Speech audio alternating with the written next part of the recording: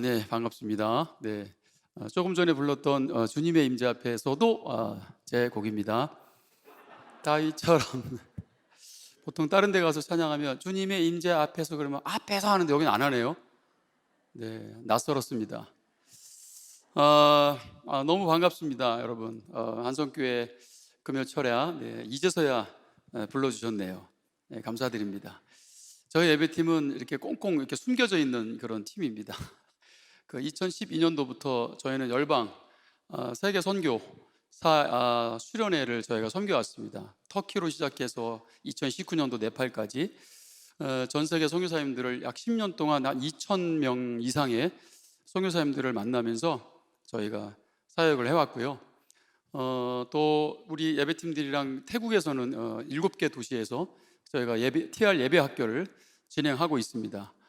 베트남에서 또 엔터테인먼트 사역을 또 하고 있고요. 또 필리핀에서도 또 예배학교 사역을 진행했고, 중남미에서는 코로나로 인해서 저희가 지금 중단돼서 기도하는 가운데 있습니다. 그 가운데 코로나로 인해서 또 앨범도 저희가 또 새로 내게 됐고요.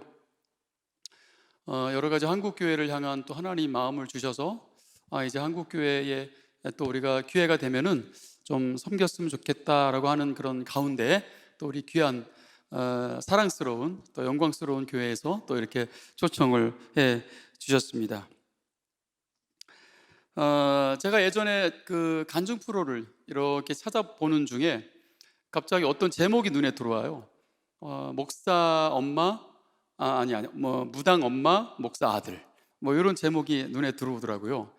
그래서 이게 좀 흥미롭게 제가 좀 이렇게 찾아봤습니다. 간증 프로를 봤는데 그 미국 템파베이 열린교회 주명식 목사님이라는 분이 간증을 하더라고요. 근데 이제 이분 간증이 청소년 시절에 엄마가 무당인데 교회를 나가기 시작했다는 거예요. 그래서 엄마한테 좀 혼나겠구나라고 예상을 했는데 완전히 그 예상이 빗나갔다는 거죠. 엄마한테 전혀 혼나지 않았다는 거예요. 교회 그거 좋은 거다, 열심히 다녀라. 깜짝 놀랐대요. 그래서 정말 열심히 신앙생활을 하다가 교회에서 성령을 받고 이분이 불을 받은 거예요. 근데 엄마가 그것을 귀신같이 아시더래요. 귀신같이 아시면서 그때부터 엄마가 핍박을 하기 시작했다는 거예요. 야, 기가 막히다. 여러분, 무당도 아는 거예요. 그냥 교회를 대충 다니는 건지 아니면 진짜 성령을 받고 다니는 건지. 자, 그러면서 그 방송을 보다가 저분을 내가 좀 초청을 해야 되겠다.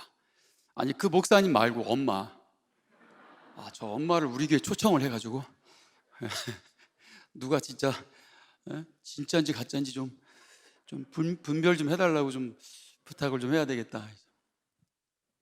제가 사역하는 가운데 이렇게 축사 사역에 좀 초청을 몇 번 받아서 다닌 적이 있습니다. 축사 사역이라는 건 소위 이제 그 어두움의 영에 사로잡혀 있는 분들에게 그 예수 그리스도의 이름으로 자유를 또 선포케 하는 그런 사역이잖아요. 한 번은 좀 심각하게 이제 병원에 누워 계신 저희 교회 이제 그 집사님 이제 가정에 이제 어머니가 이제 병원에 심각하게 누워 계셔서 빨리 좀 병원으로 와달라고 해서 저 이제 그 신방 대원들하고 제가 이제 가게 됐습니다. 항상 그래요. 갈 때마다 내가 잘나서가 아니라 예수님의 능력으로 가는 거니까 항상 두렵고 떨리는 마음으로 갑니다. 근데 가는데 전화가 오는 거예요. 지금 아이들도 그 사랑하는 손주들도 잘 못 알아보고 지금 아무도 잘 못 알아보는 좀 굉장히 심각한 상황이다라는 제가 정보를 먼저 입수를 하고 자, 이제 병원에 이제 도착을 했습니다. 두렵고 떨리는 마음으로 이제 병원에 이게 방문이 살짝 열려 있더라고요. 열려 있어 제가 이렇게 쳐다보는데 그 누워 계신 그분, 누워 계신 그분이랑 제가 눈이 이렇게 싹 마주쳐요. 이렇게 싹 눈이 딱 마주칩니다. 그러면서 이제 그분이 저한테 하시는 말씀이 목사님 오셨네? 그러시는 거예요. 여러분은 안 놀랄 수도 있지만 저는 깜짝 놀랐어요. 왜냐하면 누가 저를 목사로 봅니까? 보통 항상 어디 가면 연정훈이냐, 최수종이냐, 영화배우냐, 보통 이런 얘기하지 누가 저보고 목사님. 세상에 귀신이 알아보더라고요. 귀신도 저를 인정하는 그런 목사입니다, 여러분. 예? 귀신도 인정하는. 박수 받으려고 한 얘기는 아닌데 여러분, 제가 깜짝 놀랐습니다. 정말로 농담이 아니고 저를 보통 처음 보면은 정말 목사로 안 봅니다. 굉장히 노력해야 겨우 목사라고 비춰질까 말까인데, 분명히 자식들도 손주들도 잘 못 알아본다고 했는데 목사님 오셨네라는 얘기를 딱 들으니까 제가 그때 더욱더 담대해지는 거예요. 내가 가짜는 아니구나. 내 가짜는 아니야. 사도행전 19장에 제사장 스게와 아들 7 아들이 나오죠. 예수님의 이름으로 막 귀신을 쫓았단 말이에요. 예? 막 흉내를 낸 거죠. 그때 귀신한테 무시를 당합니다. 야, 내가 예수도 알고 바울도 아는데 니들은 뭐냐? 무시하고 그들의 옷을 발가벗겨가지고 그들이 수치를 당하고, 예? 도망가는 그런 장면이 사도행전 19장에 나옵니다. 그런데 저를 목사로 알아보니까 담대함이 생기는 거예요. 그런 담대한 마음으로 당당하게 사역을 했던 그런 기억이 있습니다. 여러분들의 예배드리는 모습을 보면서 오히려 또 감동을 받고 또 도전을 받습니다. 예배하는 현장은 여러분 늘 영광스러운 또 현장이고, 이 지구상 어디에도 없을 가장 가치 있고 존귀한 또 장소인 줄 믿습니다. 여러분 그거 알고 예배하는 거죠? 지금 이 자리보다 더 귀한 자리는 이 온 우주에도 존재하지 않아요. 하나님을 예배하는 이 자리, 우리가 초대받은 거예요. 할렐루야. 여러분, 근데 예배가 무엇이라고 생각하십니까? 예배가 무엇이라고 생각하세요? 뭐 여러 가지 정의가 있을 거예요.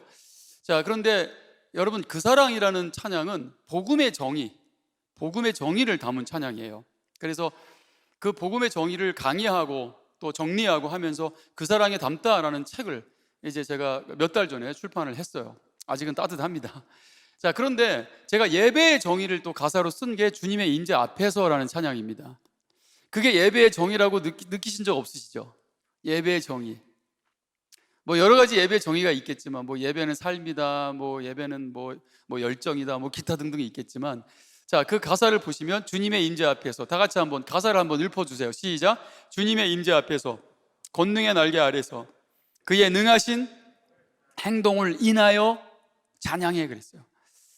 저는 이걸 예배의 정의라고 생각합니다. 그의 능하신 행동을 인하여 찬양하는 거예요. 예배는 분명히 우리의 예배를 받으시는 그분 앞에서, 그분의 어떠함 앞에서 우리의 반응이라는 거예요. 그래서 여러분 이것이 서로 소통하고 그분이 어떤 분인지를 그의 행동을 통해서 우리가 인식하고 그 지식을 통해서 반응할 때 그게 예배죠. 만약에 이것이 아니라면 그 이상의 것들은 연기입니다. 연기. 그저 따라하는 것이고 연기인 거죠. 자, 그것은 예배라고 성립이 되지 않습니다. 예배라고 성립이 되지 않으면 그 예배는 하나님이 받으시는 예배가 아닙니다. 여러분 사실 굉장히 충격적인 얘기지만 이것은 진리입니다. 절대로 타협할 수 없는 거예요. 그만큼 예배가 중요하고 예배가 소중하기 때문에 말씀드리는 겁니다. 그저 내가 예배의 행위를 또 뭐 콘티가 이런 콘티니까, 뭐 오늘 송폼이 이러니까, 뭐 가사가 이러니까 그저 따라하는 정도라면은 여러분 그것이 하나님 마음에 드려지는 그런 예배가 될 거라는 여러분 기대는 하지 마십시오. 하나님은 우리가 하나님을 아는 만큼만 예배할 수 있고요, 그리고 하나님은 우리의 마음의 중심을 원하시고 받으시는 분이십니다. 아멘입니까? 이 예배의 중요성을 안다면 여러분 이 모든 순간의 예배, 이 한마디 한마디의 가사의 이 고백이 얼마나 중요한지를 우리가 알아야 되는 거예요. 그렇다면 여러분 우리는 그 예배에 집중할 수 있게 됩니다. 하나님도 모든 열방을 향하여 당신의 자녀들을 향하여 그의 시선을 띄지 않습니다. 항상 집중하세요. 하나님께서는 돌아보시고, 여러분 하나님은 또 그렇게 우리의 시선을 원하시죠. 하나님 앞에, 가장 소중하신 그분 앞에 모든 것들을 내어드리며 가장 우리의 신실한 고백을 하나님은 기다리신다는 거죠. 그런 여러분, 하나님과의 그런 놀라운 만남의 장소가 바로 예배의 장소고요, 그리고 예배는 단순히 기능이 아니라 초청이에요. 복음을 통한 하나님의 초청을 우리가 받은 겁니다. 믿으시면 아멘 하십시오. 여러분, 열방아 찬양하라 그러면 열방이 찬양을 합니까? 오직 초청받은 자만이 할 수 있고 하나님의 자녀들만이 할 수 있어요. 그게 예배입니다. 자녀들만이 예배할 수 있다니까요. 여러분 아무나 예배하는 게 아니에요. 그냥 찬양의 가사를 부른다고 해서 예배가 되는 게 아닙니다. 진짜 하나님의 자녀들은요, 애국가를 부르면서도 예배합니다. 하나님이 보호하사 하나님 이름만 나와도 눈물이 나오고요, 하나님 정말 우리나라 긍휼히 여겨 주옵소서. 진짜 애국가를 부르면서도 예배가 가능하다니까요. 하나님은 살아계시고요, 하나님은 가장 위대하시고요, 하나님은 지금도 역사하시는 분이십니다. 그렇게 하나님은 영과 진리로 예배하는 자들을 또 찾으시고자 여러분 그리스도께서 이 땅에 오셨다는 것이죠. 저희는 언젠가 사역의 방향성이 바뀌었어요. 뭔가 예배자를 깨우고 예배자를 일으키고 예배의 문을 여는 그런 예배 사역을 해야 되겠다라는 생각을 하다가 언젠가 정말 말라기 1장 10절 말씀을 보면서 하나님이 멈추기를 원하시는 예배가 있다라는 걸 제가 알게 됐어요. 말라기 1장 10절 보면은 누가 성전의 문 좀 닫았으면 좋겠다, 하나님 이런 말씀하십니다. 더 이상 내가 저들의 예배를 받고 싶지 않다라는 말씀을 하십니다. 이런 충격적인 말씀을 하나님이 하세요. 아, 누군가 문을 닫았으면 좋겠다? 그 누군가가 과연 누군가인가? 누가 과연 저 문을 닫을 수 있는 것인가? 닫아야 되는 예배, 멈춰야 되는 예배가 있는 거고요, 멈추지 말아야 될 예배가 있는 겁니다. 여러분, 저는 여러분들을 지금 초청하는 거예요. 그런 예배자가 되시기를 축원합니다. 멈추지 말아야 할 예배, 영과 진리로 드리는 예배, 우리의 온 마음과 정성을 다하여 진리로 알레데이아, 가려져 있지 않은 모든 것들이 드러나 있는 그대로의 예배, 하나님의 영광을 있는 그대로 보는 예배, 가려져 있지 않는 거예요. 여러분, 그 하나님에 대해서 눈을 뜨게 되기를 축원합니다. 귀로만 듣던 하나님을 눈으로 배웁게 되는 순간 우리는 오히려 회개가 터져 나올지도 몰라요. 제가 그랬거든요. 제가 그렇게 미성숙할 때, 제가 예배를 30년 이상을 인도했는데 늘상 그래요. 진짜 예배를 오히려 청중석에 내려가야 하나님이 보여. 여기서는 자꾸 무대가 되고 자꾸 사람이 보이고 청중이 보이고 나도 모르는 사이에 말이죠, 그 하나님이 원치 않는 모습들이 막 나오는 거예요. 그럼 막상 내려가면은 나 뭐 했지? 하나님 저 뭐 했죠? 회개를 더 많이 했던 것 같아요. 그런 순간들이, 내가 귀로만 들었던 하나님을 비로소 눈으로 배웁게 되는 순간, 내가 이 영광의 하나님 앞에서 무엇을 한 것인가, 내가 무슨 망령된 행동을 한 것인가 라고 하면서 더 많이 하나님이 회개를 시키셨습니다. 자, 그런데 여러분, 그런 과정들은 필요합니다. 겪어야 돼요. 그런 과정들을 뛰어넘어 여러분 진짜 하나님의 임재와 영광 앞에 섰으면 좋겠어요. 정말 두렵고 떨림으로 모든 시선, 모든 집중을 절대로 다른 데로 돌릴 수 없는, 돌릴 필요도 없는 그런 하나님 앞에 우리의 모든 마음과 생각이 집중될 수 있는 여러분 그런 예배 말입니다. 할렐루야. 예수님의 보혈이 뿌려져 있는, 그래서 하늘의 문이 열리고 모든 문이 열려 있는 그런 영광에 압도되는 그런 예배, 그 압도되는 그런 예배는 결국 우리의 삶을 바꿔놓습니다. 예배는 삶이다 라고 말하지 않아도 돼요. 그런 예배를 드리면 당연히 우리의 예배가 여러분 삶 속으로 연장되게 돼 있습니다. 그래서 삶의 예배와 이 모이는 예배가 당연히 균형 잡힌 예배가 되는 거죠. 그런 진짜 예배자가 되시기를 축원하고요, 압도돼요. 우리의 삶이 변화되는 그런 예배, 우리는 그런 예배로 초청받은 자들임을 여러분 믿으시기를 축원합니다. 예전에 YTN 뉴스에서 이런 아주 흥미로운 뉴스를 제가 본 적이 있습니다. 1조 8천억, 이게 복권이 밀리다가 이 1등 금액이 1조 8천억까지 늘어난 거예요. 그래서 미국의 어떤 굉장히 대형 식당 종업원들이 그 복권을 다 산 거예요. 다 사가지고 그 복권이 당첨됐다는 소식을 듣고 그 식당에 있는 모든 직원들이 어떤 행동을 하는지 아십니까? 직장을 때려쳐요. 식당을 다 때려쳐요. 여러분 1조 8천억 그거를 나눠 갖게 생긴 거예요. 당연히 뭐부터 해요? 회사부터 때려치죠. 이제 평생 놀고 먹으면 되니까. 그리고 때려치고 다 직장을 때려치고 식당을 때려치고 나갔더니 번호를 잘못 본 거래요. 그래서 해프닝으로 끝났다? 그게 YTN 뉴스에 나왔다니까요. 다시 돌아왔다는 거예요. 자, 여러분, 그런 어마어마한 그런 돈이 생기면, 어마어마한 보물이 우리 인생에 생기면 과감하게 그런 행동을 할 수 있죠. 뭐든지 얼마든지 때려칠 수 있죠. 당당하게 그럴 수 있다는 거예요. 자, 근데 여러분 한탄했잖아요. 그게 해프닝이라고 하니까. 세상에는요, 생명줄이 있고 썩은 동아줄, 두 개의 줄이 있습니다. 우리가 잡은 예수 그리스도의 줄은 절대로 끊어지지 않을 여러분 생명줄인 것을 믿으시기를 축복합니다. 절대 끊어지지 않아요. 그런 해프닝이 벌어지지 않아요. 우리 예수님은 절대 여러분 거짓이 없고 그분은 성실하신 분이십니다. 아멘입니까? 자, 그럼 세상 사람들이 잡고 있는 여러분 그 동아줄은 어떤 동아줄일까요? 우린 그것을 썩은 동아줄이라고 하는 겁니다. 결국 그들은 배신을 당할 거예요. 끝자락에서 뭔가 자기들이 잘못된 것을 붙들고 왔다라는 것들을 알게 될 것입니다. 결국 끝자락에서 결국 이 사람들의 반응은 오늘 마태복음 25장 29절에서 33절의 말씀에 반응을 보일 거라는 거예요. 무릇 있는 자는 받아 풍족하게 되고 없는 자는 그 있는 것까지 빼앗기리라. 이 무익한 종을 바깥 어두운 데로 내쫓으라. 거기서 슬피 울며 이를 갈리라 하니라.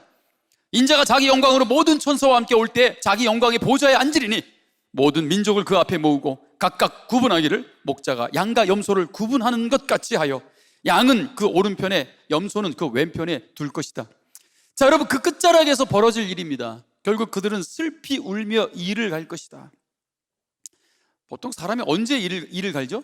진짜 억울해 미쳐 죽을 것 같을 때 이를 갑니다. 너무 억울해가지고 그래서 이를 가는 거예요.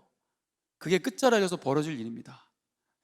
진짜인지 알고 붙들고 왔던 게 그냥 해프닝으로 끝났다? 근데 그게 그냥 해프닝이겠습니까? 결국 여러분 심판의 자리로, 둘째 사망의 자리로 떨어지고 말 것이에요. 상상할 수 없는 일들이 그 마지막 때에 벌어지겠죠. 자, 또 어떤 일이 벌어집니까? 양과 염소가 구분될 것이다. 양과 염소가. 이 양과 염소는요, 여러분 참 안타깝게도 주님 오실 때 마지막 때에 분류될 거라는 거예요. 분류. 그런데 이 양과 염소는 결국은 교회 안에 계속 존재할 거라는 거죠. 그러니까 교회는 항상 양반이 존재하는 건 아니라는 거예요. 염소가 함께 공존한다는 거죠. 하나님이 그걸 허용하셨다는 거예요. 그대로 두라는 거죠. 억지로 뽑다가 알고까지 뽑힌다는 거예요. 결국 마지막 때 주님이 오셔서 구별할 거라는 거예요.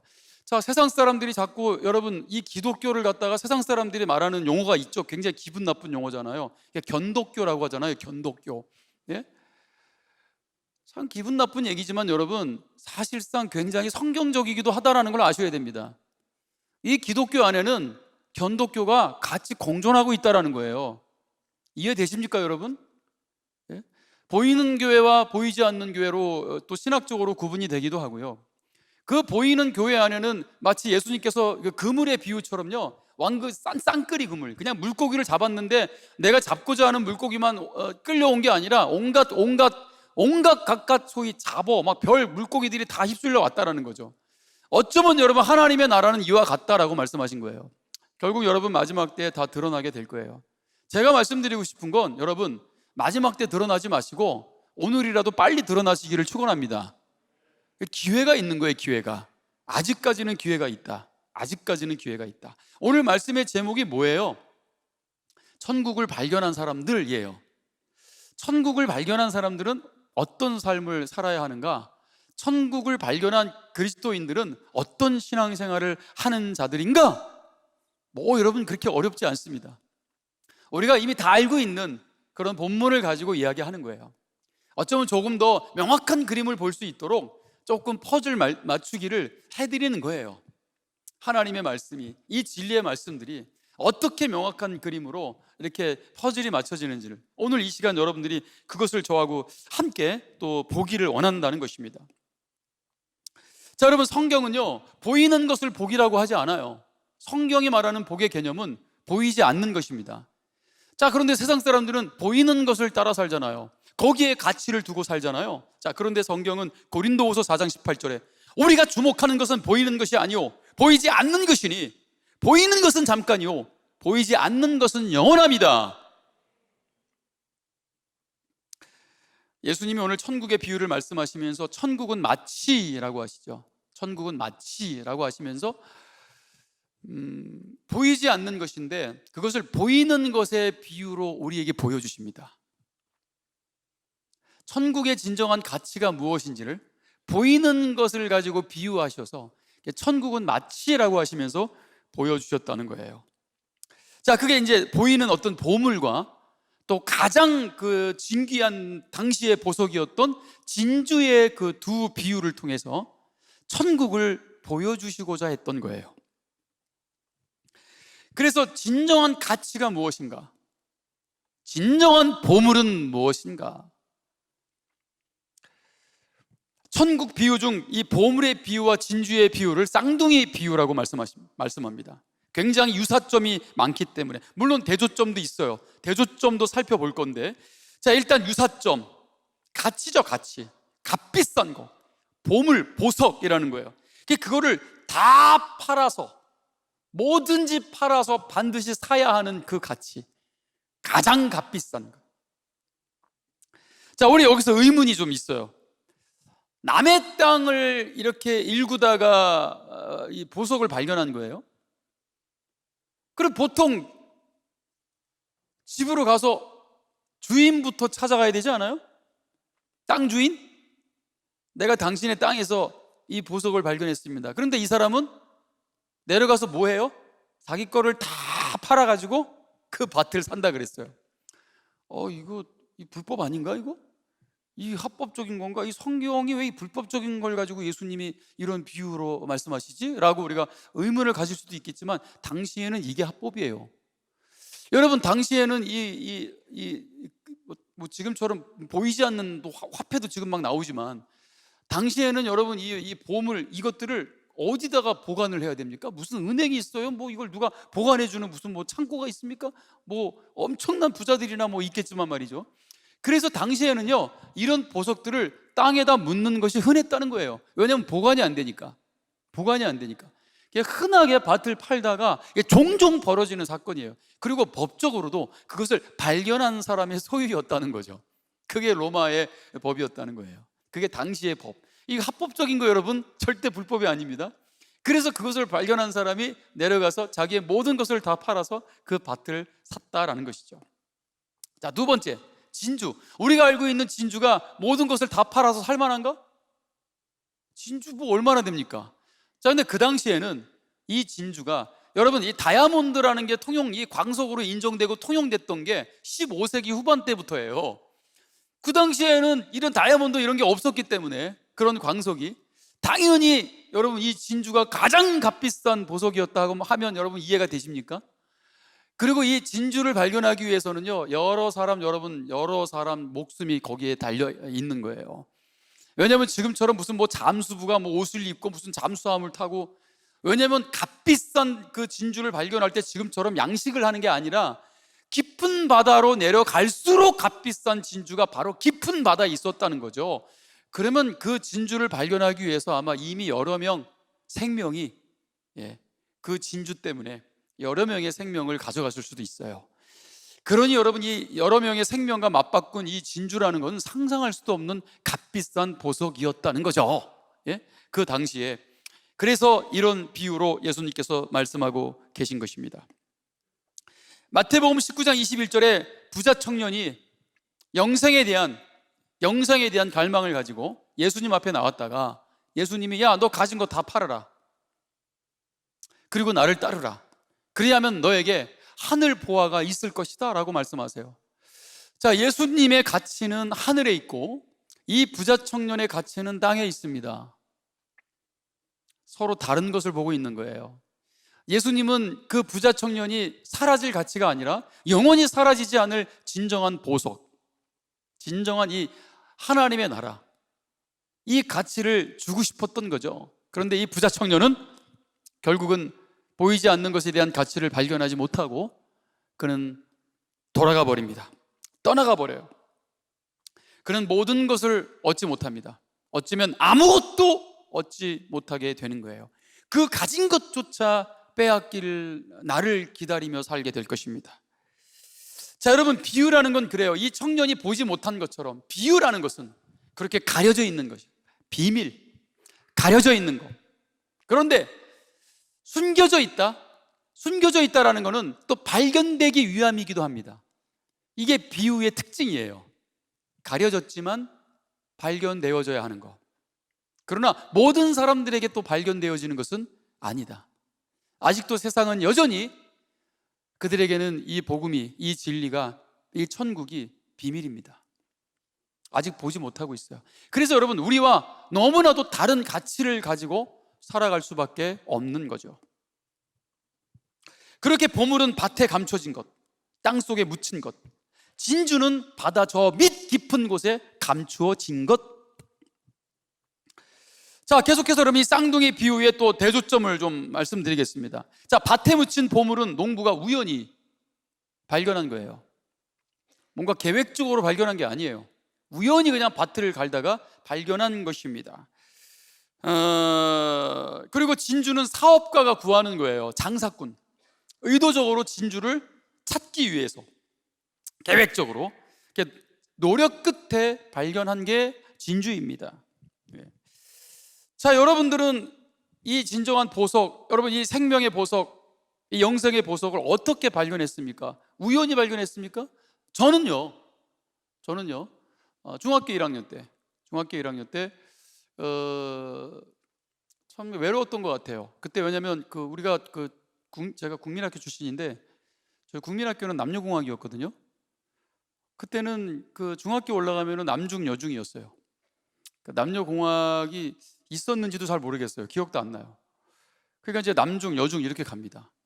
이제 국민학교 때는 뭐 이렇게 막 인기 투표도 하고 막 여학생 우리 친구들이랑 막 이렇게 재밌게 놀기도 하고, 제가 조금 일찍 까졌나 봐요. 그래서 굉장히 흥미롭게 초등학교를 다녔고, 또 인기 투표를 하면은 또 저희가 또 아버지가 살아계실 때는 반에서 항상 제일 부자 집이었거든요. 제일 잘 사는 그런 집안의 그런 아들이었어요. 그러니까 학교 다닐 때도 인기도 많았고, 인기 투표하면은 늘 그냥 이렇게 상위권 정도가 아니라 늘 1등이었다는 사실, 이 불편한 사실을 아십니까? 그러다가 중학교를 딱 가니까 남중, 이 칙칙해도 이렇게 칙칙할 수가 없어요. 와, 뭐 이렇게 재미가 없을 수가, 어떤 삶의 동기가 없어요. 뭐 열심히 해야 되겠다라는 동기가 전혀 발생되지 않아, 제 안에서.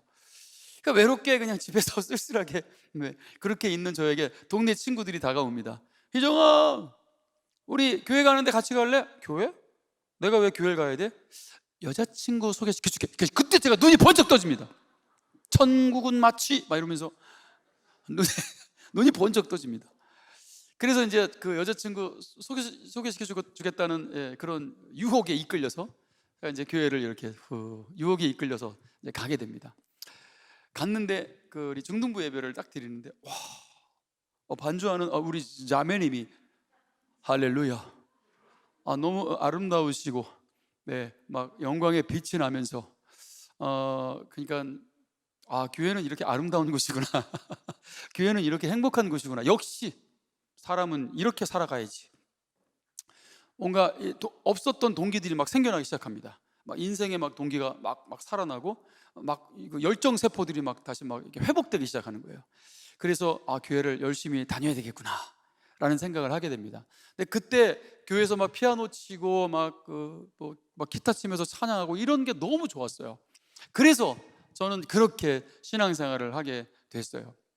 그러다가 이제 사실 좀 하다가 저희 아버지가, 여러분 혹시 새롭게 오셔서 보셨습니까? 무슬림 아버지, 목사 아들, 뭐 무당 엄마, 뭐 목사 아들도 있는데, 저는 제가 새롭게 와서 나간 거는 무슬림 아버지, 목사 아들 이렇게 나갔습니다. 저희 아버지가 무슬림이셨어요. 원래 한국의 정유 공장, 미국 회사였죠 당시에. 정유 공장에 있으시다가 이제 사우디로 이제 파견 근무를 하게 되는데, 그때 우리나라에 정유 기술이 없었어요. 그래서 저희 아버지가 정유계의 문익점이 돼야 되겠다라는 그런 장대한 포부를 품으시고 한국 정보부와 연결이 돼서 엄청난 미션을 가지고 나가신 겁니다.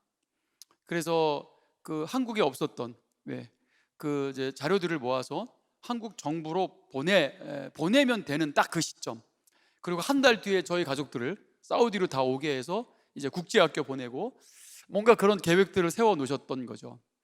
그리고 이제 정부로 보내기만 하면 되는 그 순간에 아버지가 꿈자리가 안 좋았던 모양입니다. 굉장히 좋지 않은 꿈들을 계속 꾸셨어요. 뭔가 두려우셨던 모양입니다.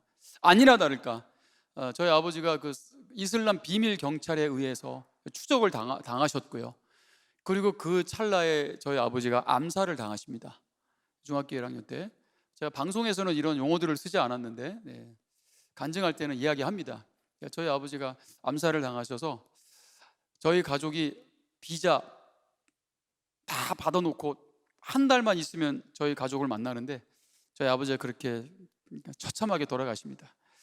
그리고 한국 정부가 개입하지 못하도록 사우디 정부가 이렇게 좀 밀어붙였다고 하더라고요. 그래서 저희 아버지를 막 자기들끼리만 조사하고 막 부검하고 결론을 자살로 딱 내려버립니다. 그게 자살로 정리가 됐어요. 그래서 저희는 어떤 혜택도 받지 못하고, 그 즈음에 저희 집안이 이제 또 사기를 당해가지고 저희 굉장히 큰 집이 있었는데 집까지 넘어갑니다. 그때 저희 아버지 어머니는 플렉스 인생을 사셔가지고 돈을 안 모으셨다 하더라고요. 원체 월급이 세니까 그냥 막 돈 뿌리면서 사시는 그런 삶을 사셨기 때문에 아무것도 남긴 게 없어요. 그래가지고 쫄딱 망해가지고. 그래 여러분, 막 교회 다니면서 그때 나 외국 간다, 외국 가서 산다 막 그러고 자랑하다가 집안이 그렇게 이제 풍비박살이 나니까 창피해서 교회도 못 갔던 거예요. 그래서 집에서 그냥 그렇게 소위 찌그러져서 집에 그렇게 숨어서 있는데 교회에서 계속 신방을 오는 거예요. 희정아 교회 가자, 희정아 교회 가자 그러더라고요. 근데 그때 여자친구 그 얘기 한 번만 더 하지 안 하더라고요. 근데 그래도 집에 있는 게 너무 외로워가지고 너무 쓸쓸해서 못 이기는 척하면서 다시 신앙생활을 그렇게 하게 됩니다. 자, 그럼 여러분, 저 같은 경우는 우연입니까? 아니면 계획적으로 제가 찾다가 발견한 겁니까? 우연이죠, 우연. 저 같은 경우는 천국을 그렇게 우연히 발견하게 되는 거예요. 자, 여러분, 여기 나도 우연인 것 같다. 나는 막 진리를 찾기 위해서 막 뭔가를 연구하고 막 찾아 헤매고 그런 게 아니다. 나는 막 절에도 가보고 막 천주교도 가보고 막 나는 여기저기 진리를 찾기 위해서 다 가봤다. 그거는 진주를 찾기 위한 것이고요. 우연히 밭을 갈다가 보물을 발견한 사람들의 케이스, 저 같은 케이스. 자, 나는 우연히 발견한 케이스인 것 같다. 한번 손 들어보세요. 우연히. 네, 여기다 이제 남자친구, 여자친구 소개시켜 준다 그래가지고 교회 오신 거죠? 네, 우연히 살다가 한 분이 끄덕이신 것 같은데. 네, 자, 그 다음에 나는 좀 계획적이었다. 나는 정말 진리를 찾아 헤맸다. 손 들어보세요. 나는 좀 진리를 찾아 헤맨 케이스다.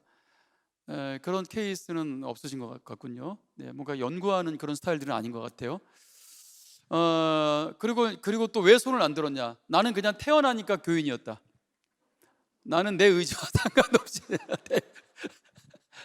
대부분입니다. 그래서 발견하셨습니까? 중요한 건 발견했냐는 거죠. 네, 아멘이라 그랬어요. 여러분, 중요한 거예요. 발견해야 되는 겁니다. 우리 여러분 EBS의 요한복음 강해를 예전에 어떤 분이 하셨어요. 아주 유명한 분. 네, 그분의 호가 돌인가 뭔가 그런 분이 강의를 하셨습니다. 근데 참 놀랍게도 요한복음 강해를 하면서 그분은 예수님을 못 만났다는 사실. 예수님을 만나지 못한 분이 요한복음 강해를 했다는 거예요. 참 아이러니하죠, 여러분. 그러면서 자기는 그리스도인이다라는 말도 서슴없이 합니다. 자, 그런데 여러분, 그분의 모든 상황들을 봤을 때 그건 누가 봐도 그분을 그리스도인이라고 보지 않습니다. 그러나 자기는 그리스도인이라고 얘기를 하고 다닙니다. 자기는 예수님을 믿는다. 그런데 아무리 봐도 그분은 오히려 불교에 가깝지, 네? 그쪽으로 가깝지, 그분은 예수님을 믿는 분은 아닌 것 같습니다. 심지어 여러분, 교회를 다니면서도 그럴 수도 있다는 걸 아셔야 됩니다. 내가 예수님을 믿는다라고 말하지만 내가 진짜 예수님을 만난 것인가? 과연 내가 천국의 가치를 발견한 사람인가? 결국 열매로 증명되는 거예요. 열매로. 여러분, 그걸 아셔야 돼요. 그냥 교회가 그냥 그저 종교요, 문화요. 저도 만약에 그냥 친구 소개시켜준다 그래가지고 나왔다가 그저 그 수준에서 제가 머물렀다면은 저는 여러분 그게 철학이요, 문화요, 그냥 정말 놀러 다닌 거지. 네? 그게 무슨 진정으로 내가 예수님을 만나고 내가 그리스도인이라고 말할 수 있겠습니까? 여전히 예수님을 못 만난 채로 분명히 교회를 다니는 게 가능하다니까, 여러분. 마태복음 18장 24절에 보시면 오늘 예수님의 또 다른 비유 중에 결산할 때 10,000달란트 빚진 자 하나를 데려오매 그랬어요. 10,000달란트 빚진 자. 자, 사실은 여러분, 이 죄의 값을 의미하는 거예요. 죄의 값. 상상할 수 없는 죄의 빚. 부정적인 가치. 그게 10,000달란트예요. 만 달란트가 여러분 얼마인지 아십니까? 1달란트가 장정 한 사람의 15년 연봉입니다. 1달란트가. 자, 그럼 만 달란트는 소위 상상할 수 없는 금액이에요. 근데 이걸 뭐 굳이 오늘날의 가치로 뭐 연봉 평균 뭐 연봉 얼마 해가지고 뭐 계산을 하면은 대략 얼마 나오냐면은 7조에서 8조가 나옵니다. 그러면 그 당시에 만 달란트라는 그런 용어를 통용이나 했을까요? 사용되는 숫자였을까요? 그렇지 않다는 거죠. 만약에 예수님이 오늘날 오셔서 오늘날 이 말씀을 하신다면은 아마 만 달란트가 아니라 우리 돈으로 말씀하신다면 아마 경이라고 하셨을 수도 있어요. 경, 예? 뭐 천경 빚진 자, 뭐 이렇게 말씀하셨을 수도 있어요. 그러니까 여러분 이것이 죄의 빚의 값입니다. 이 빚을 진 자가 누구냐? 여전히 죄가 해결되지 않은 사람들을 의미하는 거예요. 죄가 해결되지 않은 거. 자, 그럼 여러분, 우리가 보통 그 카푸어, 하우스 푸어 뭐 이런 말 하죠. 그죠? 예? 좋은 차는 있는데 빚이 더 많아. 예? 좋은 집은 있는데 빚이 더 많아. 그걸 우리는 카푸어, 하우스 푸어라고 합니다. 자, 그럼 여러분, 만 달란트 빚진 자들, 여전히 죄의 문제가 해결되지 않은 사람들, 그들은 빚진 자입니다. 빚을 갚지 못한 자예요. 자, 그러면 여러분, 재벌 푸어, 우린 이걸 이해해야 돼요. 재벌 푸어, 재벌인데 푸어야. 왜? 만 달란트 빚진 자니까요. 해결을 못했잖아요. 눈에 보이지 않는 가치를 저는 말씀드리는 겁니다. 여러분, 눈을 뜨셔야 돼요. 눈에 안 보인다 그래가지고 비현실적이다라고 생각하시면 안 됩니다. 진리는 그런 게 아니에요. 여러분, 국회의원 푸어, 의사 푸어, 판사 푸어, 공무원 푸어, 기술자 푸어, 교수 푸어, 철학가 푸어, 작곡가 푸어, 심지어 목사 푸어도 있을 수 있습니다. 전도사 푸어, 장로 푸어, 권사 푸어, 얼마든지 존재할 수 있습니다. 여전히 죄의 문제가 해결되지 않으면 우리의 영혼의 상태가 그렇다는 거예요. 푸어입니다. 가난합니다. 이것은 긍정적 심령의 가난함이 아니에요. 자, 우리는 그럼 정말 천국을 발견한 사람들입니까? 여러분, 보물을 발견했습니까? 그 보물의 가치를 가지고 삽니까? 그 보물이 얼마짜리인지 알고 계세요? 우리가 발견한 천국의 가치가 어느 정도의 가치인지를 알고 계십니까?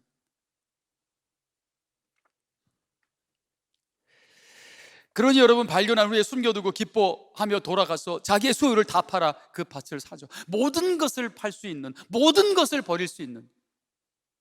바울은 예수님 믿기 이전에 모든 가치에 대해서 바울이 뭐라 그래요? 배설물이라는 단어를 씁니다. 그때 자기의 가치들을 다 싸잡아서 배설물이라는 단어를 쓰죠. 내가 가장 가치 있는 것을 발견했기 때문이다라는 거죠. 예수 그리스도, 그분을 아는 것, 그것이 가장 고상하기 때문이다, 이런 표현을 합니다.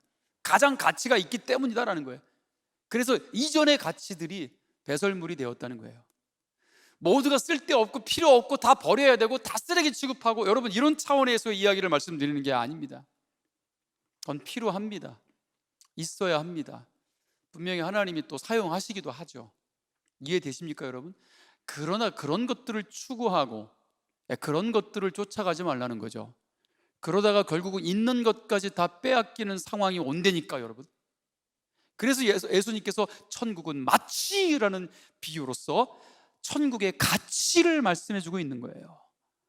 그런데 교회를 10년, 20년, 또 30년 다니면 뭐합니까? 여전히 그 가치를 발견하지 못했기 때문에 여전히 푸어로 살아가는 거예요.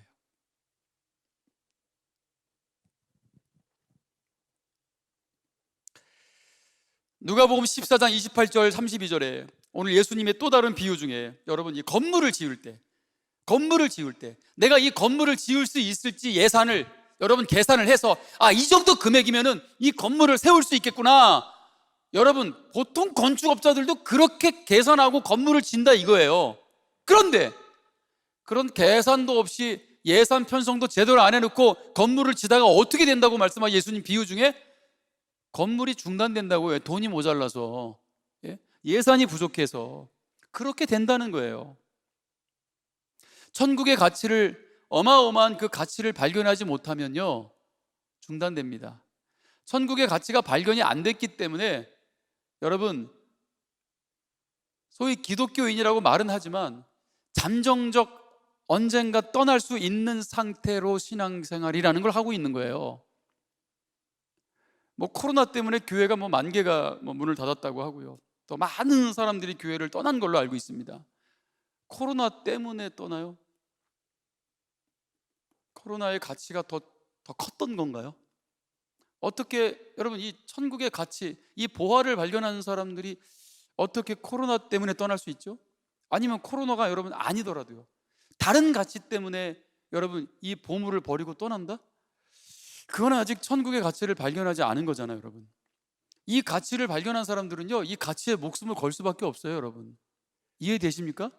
이 목숨을 능히 걸 수 있을 만한 가치인 거거든요. 어마어마하거든요. 이 천국이요, 이 진주가요, 절대로 포기할 수 없는 거거든요.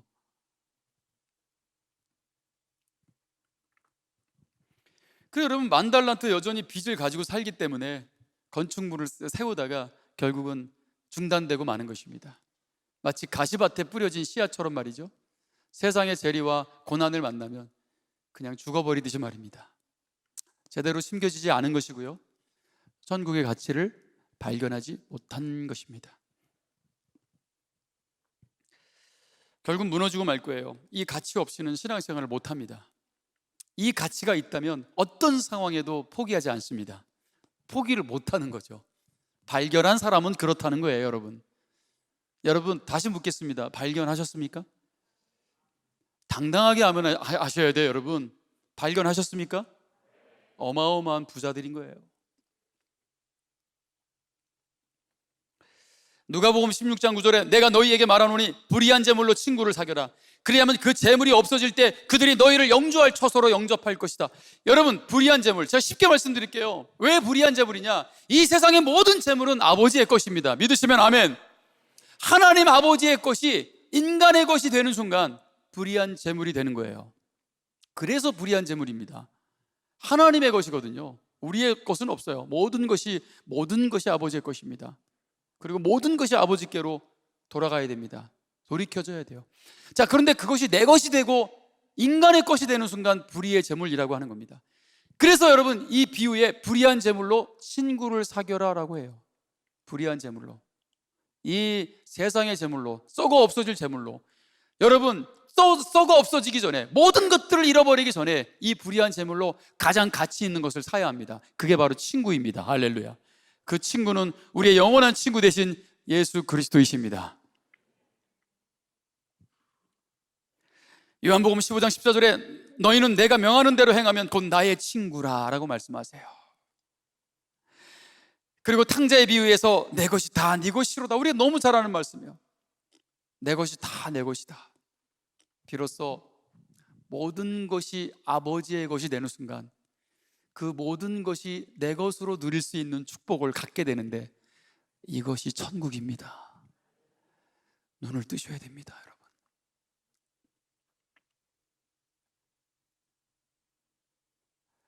옥탑방에 월세 사는 재벌, 이해되세요? 이 그림이?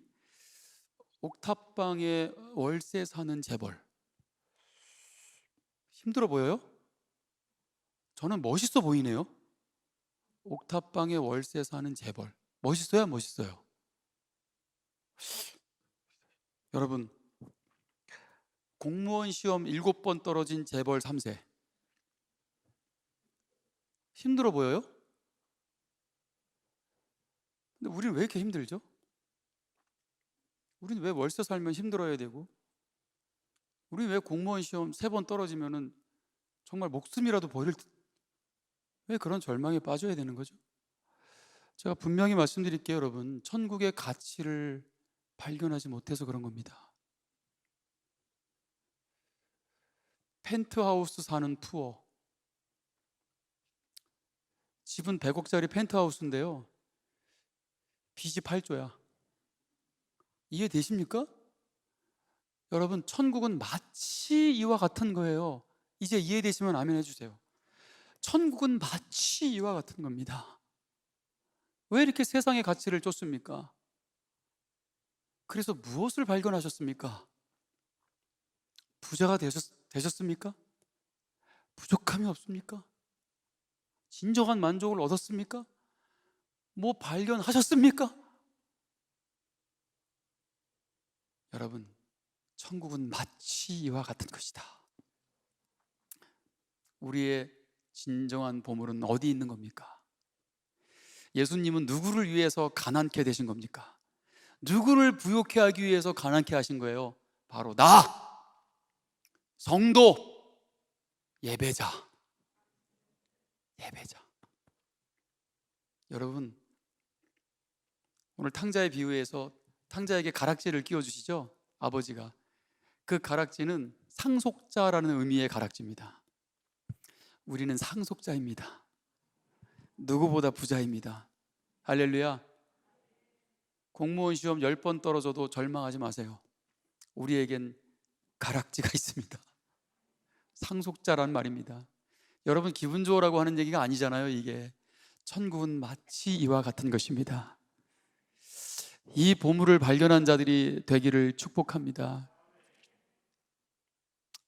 어떤 직업이든, 어떤 형편에 있든, 어떤 상황 속에서도 하나님을 예배하는 예배자는 이 천국의 가치를 발견할 때 탄생하는 거예요.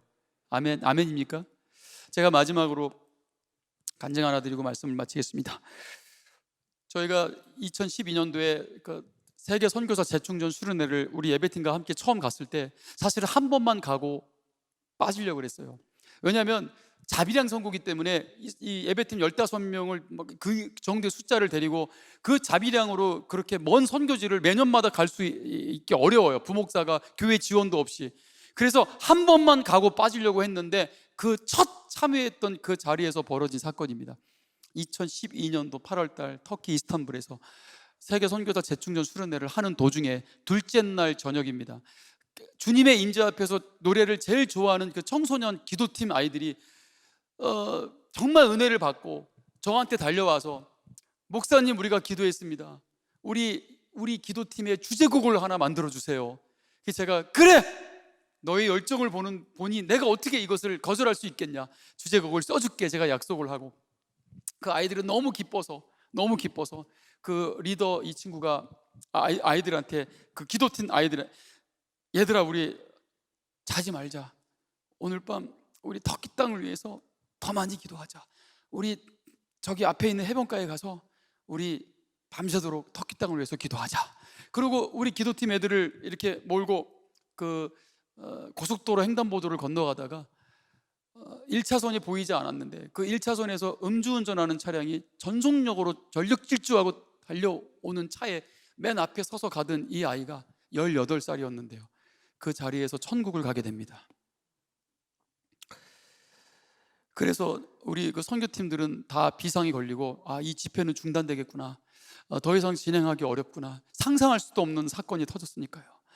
그래서 저희도 밤새도록 잠도 못 잔 채 기도하면서 아침이 다가오기를 기다렸어요. 아침이 되면은 집회가 중단되고 이제 우리는 정리를 해야 되겠지라고 다 그렇게 생각하고, 그런데 그 부모님 선교사님이 그 아이 장례를 치르지 않고 그 집회 현장으로 오신 겁니다. 그 오셔서 하시는 말씀에 이런 얘기를 하시더라고요. 자기가 그 병원에서 범인을 만났대요. 경찰이 잡아와가지고. 근데 그 범인과 부모님이 같이 왔는데 자기들이 예수님의 이름으로 용서를 선언했대요. 그 자리에서. 당신을 예수님의 이름으로 용서하겠습니다. 당신도 회개하고 죄사함을 받으십시오. 그리고 장례를 다 뒤로 밀어놓고 그 현장에 오신 겁니다. 오셔서 하시는 말씀이, 이 집회를 멈추지 말아 주십시오. 우리는 이 집회를 위해서 기도로 준비했습니다. 우리 딸하고 같이 기도로 준비했습니다. 이 집회가 멈춰지는 것 첫째 하나님이 원치 않고 우리 아이가 원치 않을 겁니다. 그래서 저희는 이 집회를 끝까지 참석하기 위해서 장례를 뒤로 밀어놓고 이 자리에 온 겁니다. 충격을 받았습니다. 저는 그 당시만 해도 저는 욥과 같은 신앙은 성경에만 존재하는 사람이라고 생각을 했어요. 저는 만약에 내가 욥과 같은 그런 일들을 경험할 때 나는 욥처럼 나는 내 믿음을 지키기가 어려울 거야. 저는 그런 생각을 했던 사람이에요. 근데 갑자기 제 앞에서 그런 고백을 하는 그 두 분의 고백을 통해서 모든 것이 무너집니다. 그리고 아침이 밝아와서 예배를 인도해야 되는데 콘티를 보니까 주님의 임재 앞에서 막 축제 찬양인 거예요. 콘티가. 그래서 제가 예배팀들에게 나오지 마라, 그냥 목사님이 혼자 가서 인도할게. 그래서 제가 그 사랑이랑 예배합니다. 아까 맨 처음에 불렀던 그 예배합니다, 그 찬양, 그 사랑과 예배합니다 두 곡을 앞에서 불렀는데 저의 예배 사역의 터닝 포인트가 거기서 일어납니다. 여러분, 그게 예배입니다. 어떤 상황에도 예배, 어떤 상황에도 뭐 그런 가사도 있잖아요. 여러분, 그 가사가 어떤 가사인지 알고 혹시 불렀어요?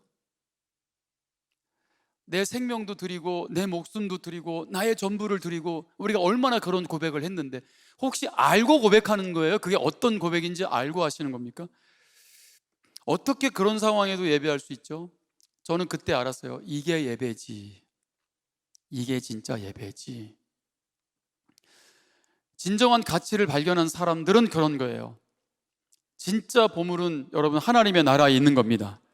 그런 상황을 겪었어도 가장 가치 있는 것들을 발견했기 때문에 그런 믿음의 고백들과 행동이 나오는 겁니다. 얼마나 하나님이 눈물을 주시는지요. 하나님, 이게 예배입니다. 이제 이런 예배를 드리겠습니다. 이제 이런 삶을 살겠습니다. 나의 모든 것들을 가져가신다 할지라도 하나님, 그 절망 속에서라도 하나님을 예배하겠습니다. 그런 예배자의 삶을 살아가겠습니다. 그 아이의 피가 내 가슴에 뿌려졌다고 생각했어요. 그래서 하나님이 나를 이 사역으로 불렀다. 그래서 저희가 그 사역에 헌신하게 된 계기였어요, 그게. 그래서 그 이후에 10년 동안 그렇게 약 2,000명의 선교사님들을 만나게 됐던 것입니다. 여러분, 도전합니다. 이런 예배자가 되어주시기를 축원합니다. 눈썹 문신 실패했다고 예배 안 나오는 사람들 있잖아요. 짜증난다고. 여러분, 웃음 나오죠? 우리가 그렇게 살았어요. 부부싸움 했다고 오늘 예배 드릴 기분 아니라고 예배 안 나오잖아요. 그게 예배자입니까? 그리고 나와서 찬양은 뭐 나의 목숨을 드리고 어떤 상황에도 예배하고. 여러분, 예배가 성립이 안 되는 거예요. 그거는 무슨 말씀인지 아세요? 이제 오늘부터 좀 더 고민해 주세요. 저는 여러분들에게 좀 더 고민해 달라고 오늘 메시지를 준비한 겁니다. 오늘 함께 우리가 어떤 기도로 나가야 되겠습니까? 오늘 말씀을 듣고 오늘 주님이 주신 마음 붙들고 오늘 이 시간에 함께 기도하길 원하는데, 우리가 먼저 나의 기쁨 나의 소망 되시며라는 찬양이 있어요. 이 가사를 좀 더 의미 있게 좀 고백하시고 오늘 이 찬양이 끝나면 여러분 각자 또 기도하시다가 돌아가시면 될 것 같습니다.